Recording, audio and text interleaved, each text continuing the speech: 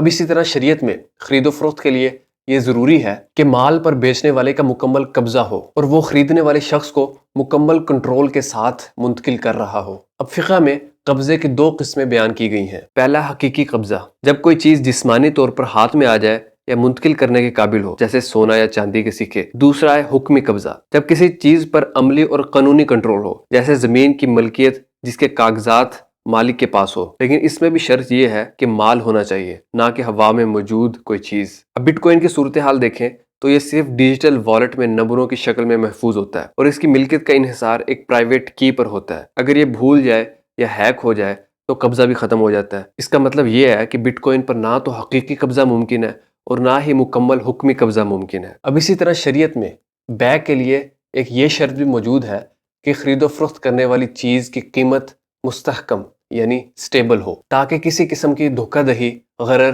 یا غیر یقینی صورتحال پیدا نہ ہو۔ اسی پر صحیح مسلم کی حدیث ہے، نہا رسول اللہ صلی اللہ علیہ وسلم عن بیع الحصاۃ وعن بیع الغرر، کہ رسول اللہ صلی اللہ علیہ وسلم نے کنکر پھینک کر بیع کرنے اور دھوکے والی بیع سے منع فرمایا ہے۔ اب بٹ کوائن کی صورتحال دیکھیں تو اس کی قیمت میں شدید اتار چڑھاؤ ہوتا ہے۔ ایک ہی دن میں اس کی قیمت ہزاروں ڈالر بڑھ یا گھٹ جاتی ہے، یعنی ہیوج انسٹیبلٹی پائی جاتی ہے۔ اس طرح کی تجارت میں غرر اور دھوکہ دہی کا عنصر شامل ہوتا ہے جو شریعت میں منع ہے۔